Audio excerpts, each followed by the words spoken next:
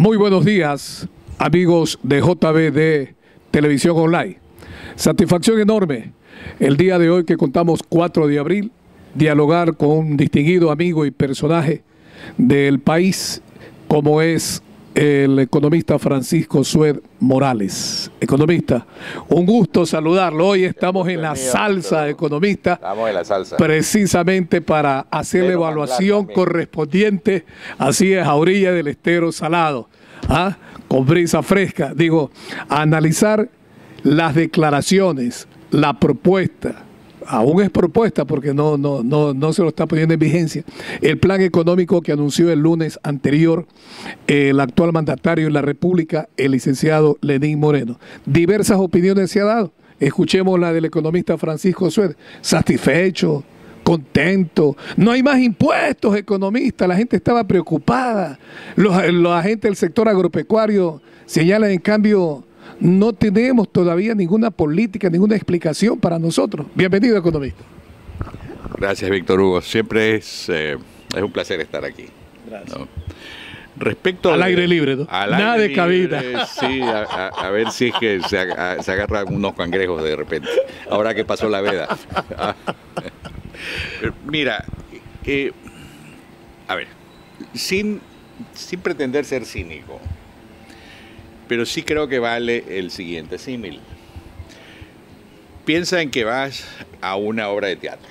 Ah, caramba, ya. ¿No? Entonces te dan al entrar un programa, ¿no? Y el programa te dice quiénes son los actores, cuál es la trama, ¿no? Yeah. Y los comentarios que hay. Ese libreto, por más libreto que sea, y por más programa que sea, no te asegura que la obra vaya a ser buena o no vaya a ser buena, que vaya a ser un éxito o que vaya a ser un fracaso. Eso va a depender de los actores, de la escenografía, de la misma trama de la obra y, por cierto, de la dirección. Entonces, en este caso, estamos en una situación muy parecida. Aquí tenemos el programa, ahí están las actoras y los actores, ¿no? Hay una trama que son estos puntos que se han establecido. Hay una escenografía, la han montado ya en 2 presentaciones y luego de eso pues también hay una dirección que en este caso corresponde al presidente de la República, ¿no? Yeah. Que vaya a ser un éxito o un fracaso, bueno, ahora digamos están echando los dados a la mesa, veamos qué pasa. Esa obra de teatro, de acuerdo a lo que usted señala, el libreto excelente, pero falta en cambio los actores principales. ¿Cómo se lo puede aplicar en la realidad, economista? Yo no estoy seguro de que el libreto sea excelente. Digamos que actúo como el crítico del teatro. Ya, correcto. ¿No? Pero hay consenso en la gran mayoría de ecuatorianos, digamos, incluso en algunos colegas suyos. Bueno, que cada cual tiene derecho a claro, la opinión, ¿no? Así es. ¿No? Y a mí me gusta en estos temas, no es simplemente ser quejumbroso o no simplemente decir que todo está mal. No, yo creo que para comenzar sí hay una divergencia todavía más de estilo que de sustancia con el pasado inmediato. Porque, por ejemplo, si se dice que se van a vender activos, y en algún momento hay eso de ahí, pues ya... Lo dividen en 4 ejes y hay como 16 puntos, algo así. Bueno, ¿no? pero en todo 14, caso, sí. Correa ya dijo que iba a vender activos. Activos, claro. No vendió una pluma, ¿no? Entonces, querer no es lo mismo que poder, económico. Querer y actuar son 2 cosas. 2 cosas lo diferentes. que se dice y lo que se hace son 2 temas muy diferentes. A mí me gusta observar, ¿no?, lo que se hace, pero claro, en función de lo que se dice, ¿no? Si lo que se dice es adecuado, suficiente, pues entonces creo que vamos en una buena dirección. Digamos que es como trazar un camino. ¿Cuán bien trazado está ese camino? ¿O es un poco el camino de la burra, ¿no?, que va un poco yendo por un lado o por el otro? A ver si es que de esa manera se llega al punto deseado. Entonces, dicho esto de aquí, el tema con este programa, por ejemplo, puedo, y lo adelanto, no hay una contundencia respecto del tema fiscal.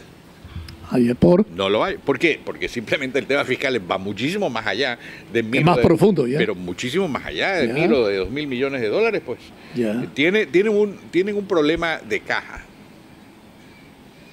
Pero en cambio hablaban de recuperación, lo escuchaba tanto a la señora ministra y como también al director del SRI, economista.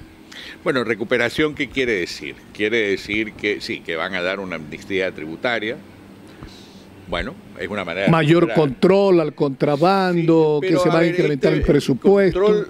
El país se ahoga, está como es atorado en controles. Yeah. Y el exceso de controles no permite que la producción se desarrolle. Yeah. Aquí hay cargas regulatorias y de reglamentos que yo me atrevo a decir que son casi equivalentes a las del impuesto a la renta. O sea, es que son costos asociados, Víctor Hugo. Yeah. Son los costos de hacer negocios, los costos de cumplir con las normas, los costos de llenar papeles, y luego de los papeles hay que tener otros papeles, y de los segundos papeles hay que considerar si es que hay una posibilidad de que esto sea comprobado por un tercero. En fin, eso de ahí, al final del día, lo que contribuye es a crear una verdadera estrangulación de los procesos productivos que no aguantan. Entonces, sí, lo mencionan ahí, quiero verlo. Yeah. Este plan económico, varios opositores al régimen señalan de que beneficia al sector privado. Ya usted conoce el discurso, este es un plan neoliberal, imposiciones del imperialismo. ¿A quién beneficia esta propuesta? Esta cantaleta de los neoliberales, honestamente, a mí me causa que yo pierda neuronas cada vez que escucho esas idioteces, ¿no? Pues verdaderamente se me produce una jaqueca momentánea porque se me apaga una parte del cerebro al escuchar tanta estupidez. Y discúlpame que lo diga así tan claramente, claro. Pero es que es la única manera de referirse a estas idioteces. Ya llevamos tiempo de esto. Son la izquierda panfletaria, desprovista totalmente de ideas que no sean llevar a Correa al extremo, a la extrema unción, por así decirlo, listo para morirse, ¿no? Eso no vale para nada. El punto es, ¿qué es lo que provoca la generación de empleo productivo? ¿Sabemos, o es que no vemos y no vivimos la realidad, que el Estado no sirve para eso? Entonces, si no es el Estado, ¿quién es? Los no estados. Los no estados que vienen a ser sector privado. No le llame sector. O como quiera denominarlo. El problema de decir sector privado es que justamente ya lleva algo cargado, porque uno siempre empieza a pensar, las cámaras, claro, los exportadores, sí. Los pelucones. Y el emprendedor también, pues, pero forma parte del no Estado, ¿no es cierto? Por tener iniciativa propia. Lo que no es Estado es parte del no Estado. No Estado, iniciativa propia. Es la iniciativa propia que mi amigo Víctor Hugo la tiene aquí porque ejerce lo que le gusta hacer y lo que le gustó hacer toda la vida, que es hacer periodismo, y lo hace bien. Gracias, ¿no? Y, oye, felizmente estamos aquí y no estamos en un canal, un canal de estos públicos que, imagínate, aquí se puede hacer televisión y se puede hacer noticias y se puede hacer buen análisis, se puede estar con un amigo y se puede estar totalmente distendido y no estar metido en un sitio donde uno sabe que se están robando hasta las cámaras, ¿no? Otro de los puntos, y como ex ministro de Finanzas, se anunció la reducción del gasto público. ¿A quién beneficia? ¿Qué significa la reducción del gasto público? ¿Cerrar ministerios, secretarías? ¿Cuál debe ser la evaluación? Tienen que hacerlo. Si tienen demasiada gente, pues tienen como 800.000 personas. Yo he oído que inclusive durante el gobierno de Moreno se han incorporado como 50.000 personas más. No sé si sea eso realidad o simplemente alguien lo lanzó. Pero lo he oído y tal vez tú lo hayas oído también, sí. ¿No? Entonces, eso va contra máquina. Supongamos que no lo haya hecho. Mismo es un grueso de gentes, tomando en consideración que lo que es profesores y seguridad y salud ¿no? Que digamos es un poco el grueso de la acción social del Estado, llamemos así, y de seguridad ciudadana, suman alrededor de 500.000, incluyendo el ejército y las Fuerzas Armadas, ¿no? Son alrededor de 500.000, o sea que de todas maneras tienes otros 250.000 que muy fácil podrían ser 100.000, porque no necesitas tener más. Ya, ¿y eso cuánto representa económicamente hablando ya en moneda a favor del Estado ecuatoriano? A ver, la planilla burocrática ¿Ya? Es una planilla grosso modo de 10.000 millones de dólares. Ah, caramba. 10.000. Sí. Hace 10 años era 3.000. Yeah. Entonces la subieron de 3.000 a 10.000, mucho 7.000 más. de diferencia. Pero es claro, que mucho más allá de lo que inclusive guardaba relación con el crecimiento de la economía. No claro, se diga de la productividad. Entonces, no es que se trata de estar contra un burócrata por estar contra un burócrata. El punto es que desde la perspectiva económica, primero hay que observar, ¿quién paga ese sueldo, ese salario? ¿Quién lo paga? El contribuyente, pues no hay otro. No hay otro. Entonces, desde el momento que el contribuyente paga ese sueldo o ese salario, deja de pagar un sueldo o salario que podría tener en su empresa o que podría tener en cualquier otra actividad suya propia. Y sería tanto empleo, que lo quiero decir. Yeah. Entonces, la equidad en este sentido funciona para el burócrata, la inequidad para el no Estado. Lógico. Y esta cantaleta también de que si se ajusta el gasto público, se va a dejar de expandir la economía o estimular, esa es otra falacia. Yeah. Por una sencilla razón. Todos los dineros salen del mismo cuero. Cuero, claro. Sí, ¿okay? Sí, recuerdo. Todos. No hay, aquí no es que llueve dinero, nunca lo he visto. No hay árbol de dinero, tampoco lo he visto. Yeah. El Estado se apropió de los recursos de hidrocarburos y de los mineros, ¿no? Porque esa es la legislación vigente. Claro, así, ¿no? Lo establece la Pero Carta también, Magna, por otro lado, eso dice que es de todos los ecuatorianos. ¿Por qué? Tremendo por una sencilla razón. Sí. El Estado es un ente que es organizado por la nación. La nación somos todos. Los estados son ellos. Está pagando piso el gobierno de Lenín Moreno, de los exabrutos, si me aceptan el término, del exceso de comprometerse con todo en el aspecto político el régimen anterior. Bueno, sin lugar a dudas, la herencia que le ha dejado es un saco de alacranes. Esa es la verdad, ¿no?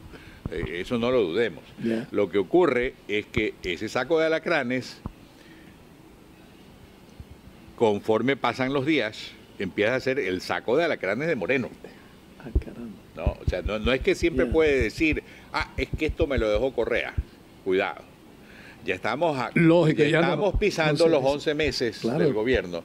Y recién ahora tenemos el menú. Podríamos haber hablado de ir a un restaurante, pedir un menú. De repente el plato le sale bueno. Y si le sale malo.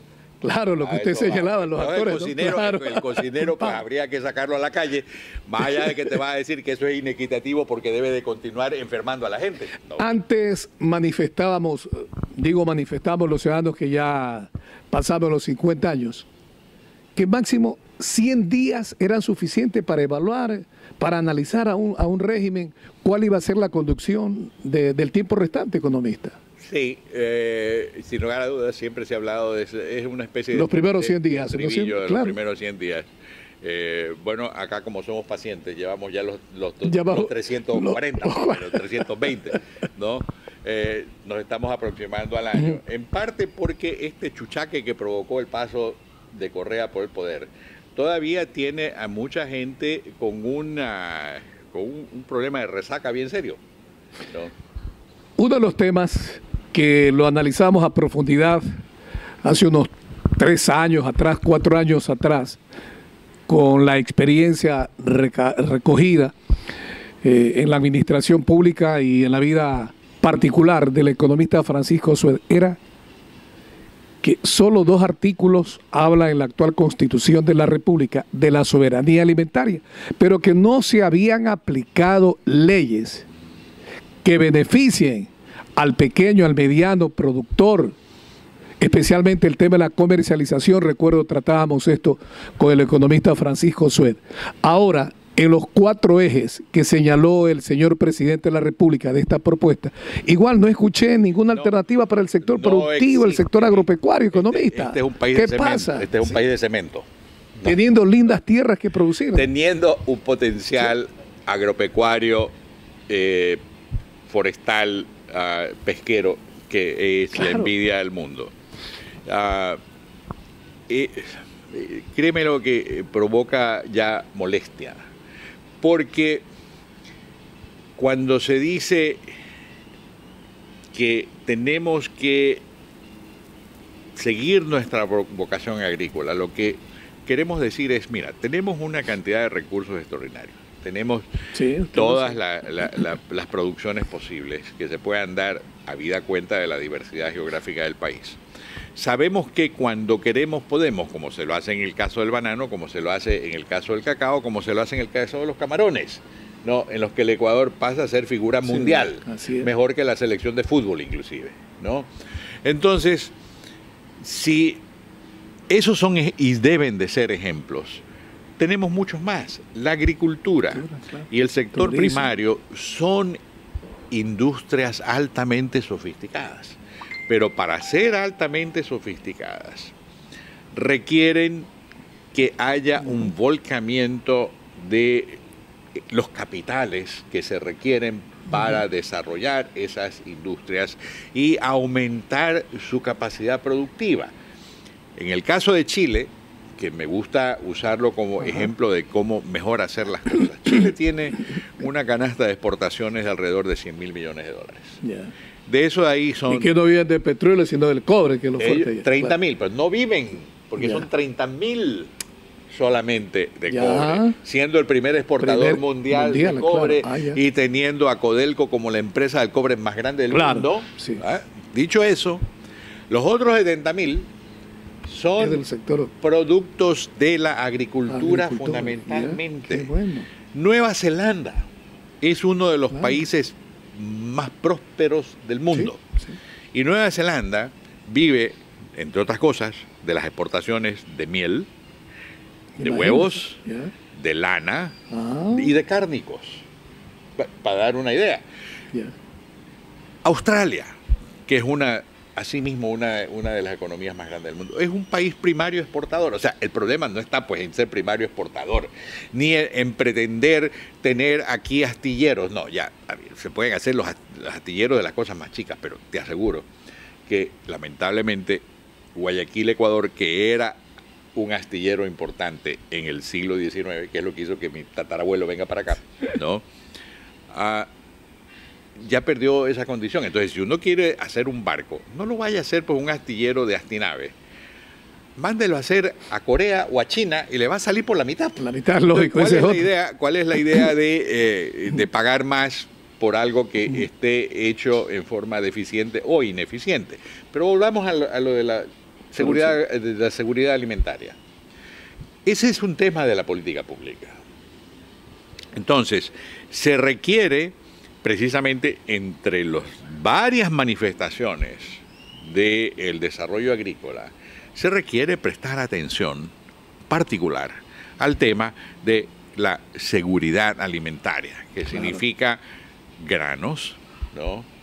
Que significa carbohidratos, que significa proteínas, y que son los elementos que se consumen internamente y que aseguran el que los ecuatorianos no tengamos que pasar hambre o no tengamos que pasar preocupación porque un buen día no tenemos que comer, como pasa pues, en el caso de Venezuela. Lamentable. ¿No? Que siempre tenemos que usar el caso de Venezuela porque es patético, porque sigue siendo el país con la mayor reserva de petróleo del mundo. Pero los árabes sauditas, perdóname simplemente para terminar esto, los árabes sauditas, su empresa Aramco va a hacer lo que se llama la oferta inicial de valores en la bolsa.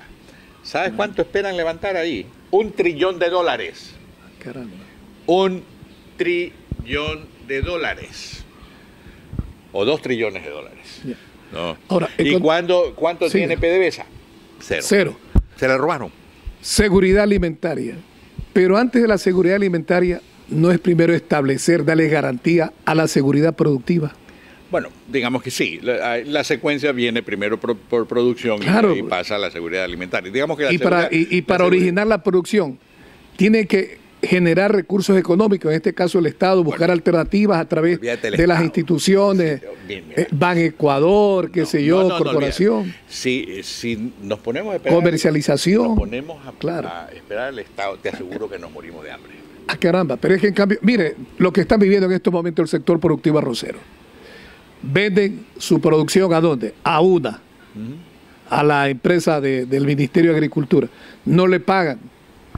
Las otras instituciones, las otras empresas le pagan, pero no el precio establecido, que es de $35 más o menos el quintal de arroz. Pues el problema es que ese también es parte del problema. Una vez toca, entonces el tema de la oferta y la demanda, y que vaya directamente que la oferta y la demanda funcione, el comprador allá donde el productor. No solamente eso, mira, para que la oferta y la demanda funcione, tú necesitas tener lo que se llama un mercado que está físicamente integrado. ¿Qué quiere decir? El productor sabe cuánto tiene que sembrar, tiene expectativas, eso lo recibe a través de Internet, así como está recibiendo esta entrevista. Tiene información perfecta, tiene información, por ejemplo, del mercado de productos que felizmente se les ha ocurrido hacerlo funcionar de nuevo. Parece mentira, yo era ministro de Finanzas cuando pusimos eso a funcionar. No, hace 34 años. Y ahora, por eso es que digo que los 320 días es poquito, ¿no? Pero bueno, volvamos a esto, porque es importante. El productor sabe qué es lo que tiene que producir, cuánto tiene que producir, cuándo tiene que producir, etcétera. Tiene acceso a un crédito que no sea un crédito de chulco, sino que sea un crédito que le permita retener su renta agrícola. Luego de eso... Pero a través de las entidades financieras. De entidades financieras, de las que sean, incluyendo... Porque el sector privado le va a cobrar otra tasa de interés, pues entonces tiene que ser un poco más flexible. ¿Para qué surgió el banco de fomento hoy, Ban Ecuador? Para que lo quiebren. ¿O es que no lo han hecho? No, ahora le cambiaron de nombre, porque el otro ya estaba difunto. ¿Y recuerdas algo? Tú sí te debes acordar. Allá por los años 60, el Banco Nacional de Fomento era el banco más grande del sistema. Claro, pues.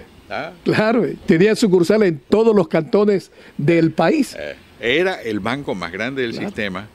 Era un banco que funcionaba, pero después vinieron con las condonaciones. Primero las condonaciones de intereses, entonces un banco que no gana intereses pues está arruinado, ¿no?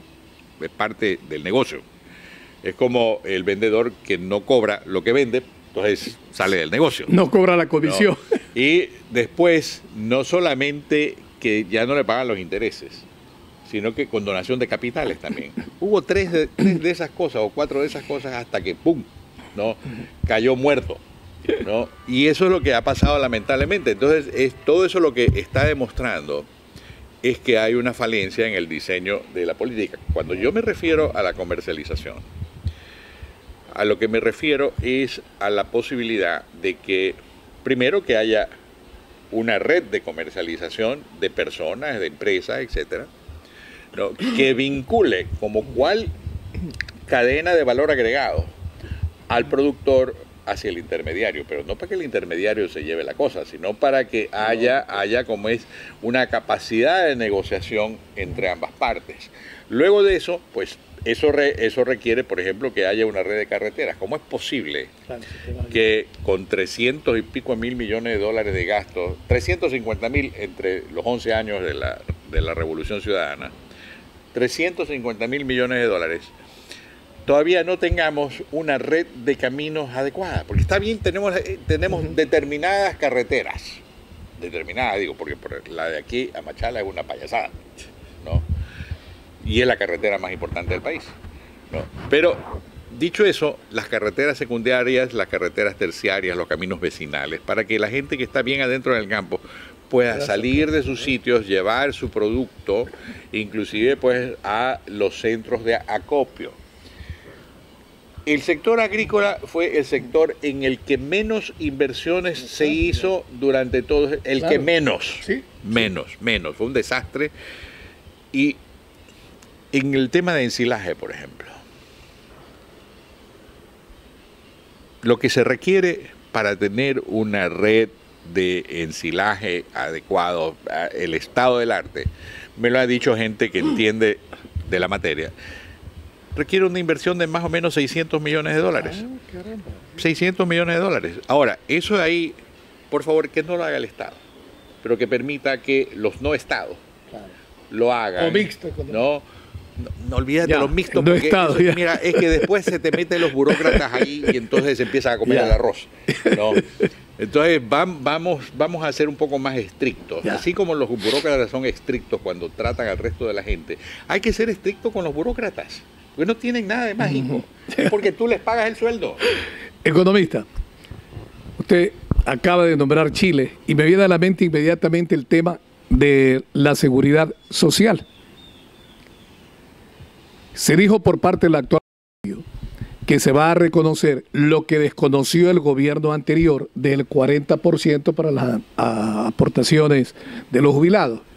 ¿De dónde sale ese recurso económico para devolverle al seguro social? 2.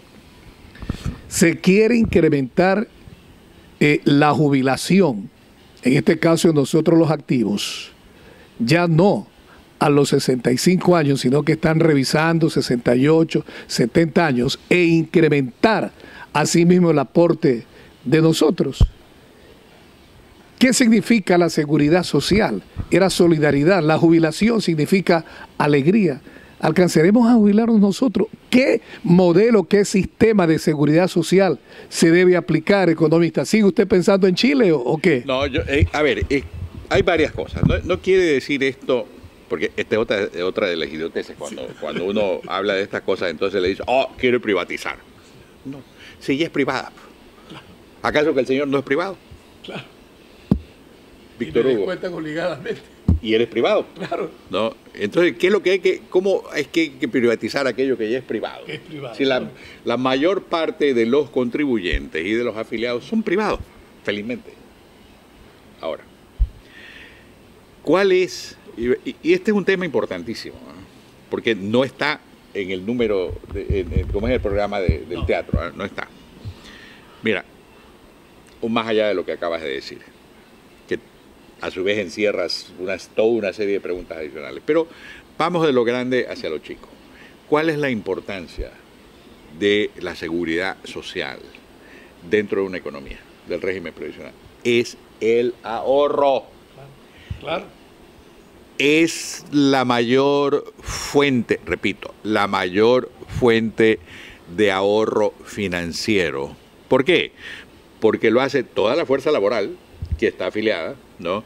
Lo hacen las empresas como patronos y ellos contribuyen en forma mensual a manera de un reloj, ¿no? Que está dando la hora. Todos los meses, todos los días están haciendo los pagos a la seguridad social. Entonces, eso lo que es un gran cúmulo de ahorro. Y dígase lo que se diga respecto de los chilenos. Ellos tienen 150.000 millones de dólares en ahorros de seguridad social del régimen previsional. Nosotros andamos entre 0 y 1, ¿no? O sea, estamos mal. Quiere decir que no es que estamos haciendo nosotros bien las cosas, sino que los idiotas chilenos son los que están haciendo bien las cosas, ¿no? Según lo que dicen pues los idiotas locales, ¿no? ¿No? Entonces, ¿qué es lo que eso significa? Este es otro punto que también lo hemos tratado en otro momento. ¿Qué es el trabajo y de quién es el trabajo? Es más tuyo que esta camisa, claro, porque primero tuviste que trabajar, claro, pues, para después poderte poner la camisa. Lógico. ¿No? Y eso es para todos. Entonces, sea público o sea privado el funcionario. Sin lugar a dudas. Claro. Ese trabajo individual requiere que sea remunerado o que sea, primero el ahorro debe ser individual. Segundo, debe de ser beneficiado, pues obviamente quien lo pagó. Porque esto es el equivalente de decir, mira, yo tengo esta chequera, pero resulta que puede venir el señor Espinosa, de ingrata recordación, y firmar en mi chequera y llevarse el saldo, ¿no? Porque eso es lo que hacían. Entonces, hay que reconocer el hecho de que los aportes deben de llevar la marca de fábrica de quien los aportó. En otras palabras, no es que se trata solamente de que Víctor Hugo hizo tales y cuales aportaciones, sino que en consecuencia, cómo se aplica eso a la capitalización de sus haberes en jubilación, en salud y en los otros beneficios. ¿Se debe incrementar la edad para jubilarse uno? Bueno, digamos desde el punto de vista del hecho de que ha aumentado la esperanza de vida al nacer, ese no es el mayor de los problemas. Lo que hay que hacerlo es a partir de cierto punto. Si, por ejemplo, tú estás a 3 años de jubilarte, no tiene sentido que te saquen 5 más, ¿me entiendes? Claro. ¿No? Pero si estás a 20 años, sí te lo pueden hacer 5 años más. Habida cuenta que la esperanza de vida está incrementando. Eso lo que significa es que debe de haber mayor acumulación de capital para sustentar el nivel de las anualidades, o sea, de los pagos, de las pensiones que se hacen. Pero el problema va más allá de eso. El Estado... primero se comprometió a este 40% que es la manzana de la discordia. Pero aparte de eso, se comprometió con el seguro campesino. Y se comprometió con la ama de casa. A $100. Y se comprometió con toda una suerte de gentes que está bien que tengan un subsidio social, llamemos así, pero que lo pague el Estado. Claro. No lo tiene que pagar el Víctor Hugo. Claro, no es que al momento lo que ocurre es que echan mano a esta chequera común. Hagamos nosotros con Diego para atender al otro. Así es, pues entonces no se trata de eso. De lo que se trata es que el Estado provea. Por eso es que la fórmula tiene que pasar por el establecimiento de unos fondos fiduciarios, fideicomisos, para pensiones, para salud, para préstamos. Ya tienen el BIES, bueno, entonces dedíquense a eso, claro, ¿no? Y evidentemente para las inversiones, porque siempre, si van a tener como es un flujo de caja positivo, eso va a requerir que haya un manejo adecuado de esa tesorería, que no solamente puede ser pues, bonos del gobierno. O sea, no quiero decir que no haya bonos del gobierno, pero no puede ser solo bonos del gobierno. Ese es el problema. El problema es la concentración. El problema es que los resultados de esas inversiones son relativamente bajos, ¿no? O no llegan por una sencilla razón. El Estado, cuando llega el momento de pagar los bonos, le ofrece otros bonos, ¿no? Es una aspirina falsa. Ahí está la aspirina. Retrocedemos 36 años con el siguiente tema que voy a tratar con el economista Francisco Sued. El tema de la inseguridad que se está viviendo en el país.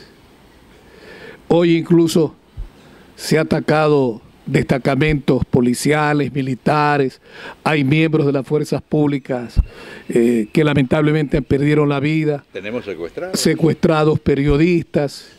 Esta madrugada, aproximadamente a las 1:30 de la mañana, detonó una pequeña bomba en la parroquia Viche, en la provincia de Esmeraldas. Imagínense si se hubiese afectado la estructura del puente. Hoy estuviese de una u otra manera paralizado todo el sistema que genera la refinería de Esmeraldas, porque son los tanqueros que avanzan a diferentes partes del país. Pero lo que ocurrió el día de hoy sorprende a los ciudadanos esmeraldeños, y lo que está ocurriendo en esa provincia, en la zona norte también. Economista, usted no es experto, pero estuvo inmerso en el régimen de León Férez Cordero.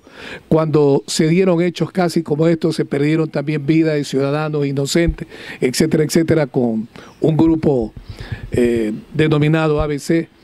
Hoy hay 3 periodistas secuestrados y están condicionando a que devuelven a los periodistas siempre y cuando se pongan en libertad a los compañeros de estos pseudos guerrilleros o qué serán, traficantes, etcétera, etcétera, que prácticamente han desertado de la FARC. ¿Qué medidas se debe aplicar en nuestro país? Cuando, reitero, usted vivió o vivimos los ecuatorianos 36 años atrás. Sí, mira, estos hechos. Este es un tema que afecta directamente a la seguridad de todos los ecuatorianos, no solamente del Estado.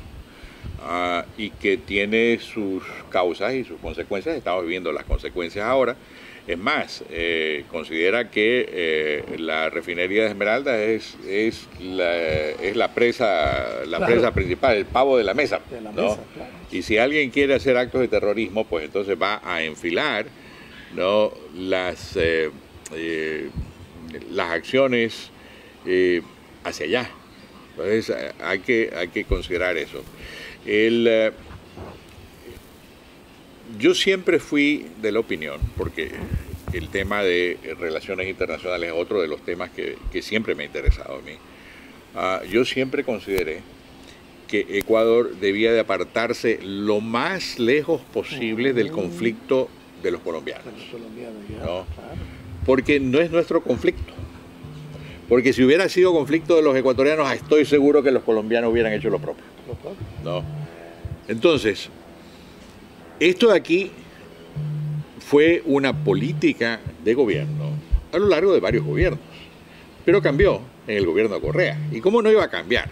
Si Correa era su aliado, si le habían financiado su campaña, si él les había dado refugio, si tenían parte y participación de lo que pasó a ser el gobierno de Correa, ¿no? Y eventualmente, cuando aquí se armó la tremolina con el tema de las incursiones del ejército colombiano que acabaron con el Jojoy o qué sé yo, sí.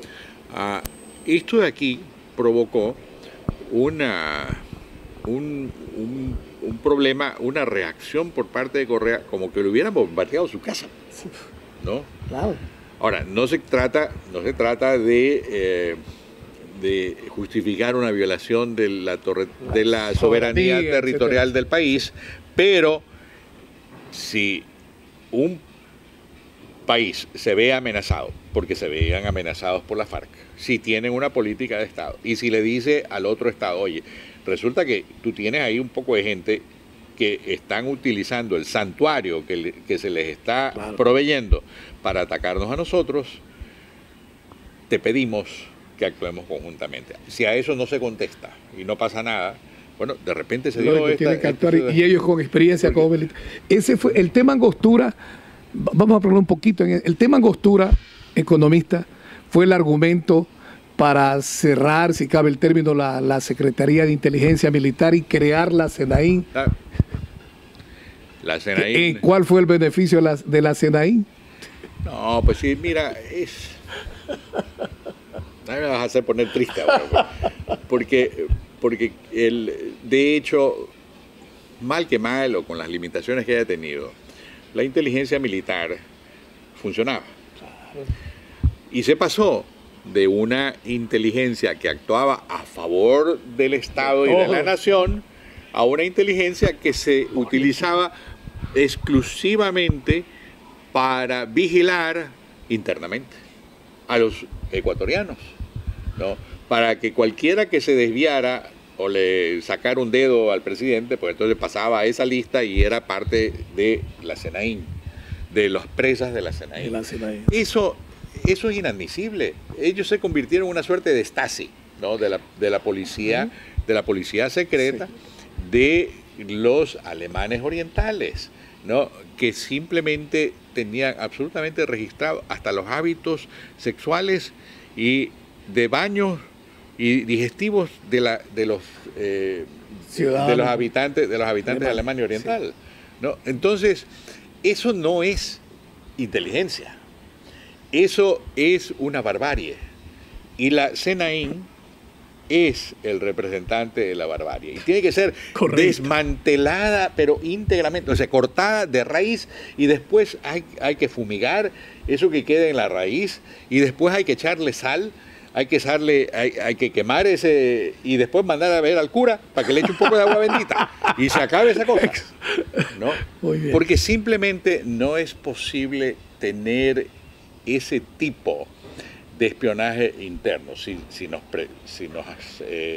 apreciamos el hecho de ser un país libre y democrático. Ese tipo de institución no puede existir. El actual gobierno debe ceder a las pretensiones que ya es de conocimiento público, bueno, cruzan en las redes sociales, estos sujetos que han secuestrado a estos tres ciudadanos. Esta es una respuesta que en el plano individual siempre suena dura, pero desde el punto de vista de la seguridad nacional y del Estado es la única que existe, no se puede negociar. No, no se puede negociar. Ahora, que hay que intentar por todos los medios de rescatar a los rehenes y de rescatarlos con vida, sin lugar a dudas que hay que hacerlo. Hay que agotar todos los recursos. Ahora, eso significa, naturalmente tenemos que cooperar con Colombia. Este es un tema que atañe a los dos países, ¿no?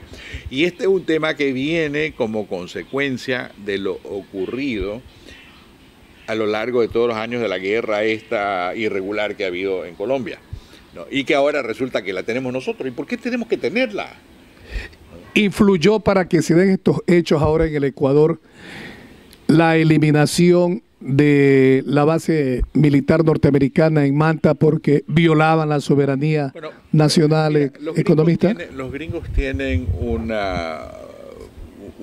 nombre respecto de lo que era ese puesto que le llamaban el puesto de vigilancia. De vigilancia, lógico. Jamás una base, porque una base es algo muy diferente a lo que había ahí. Ahí había unos 2 o 3 o 4 aviones, ¿no?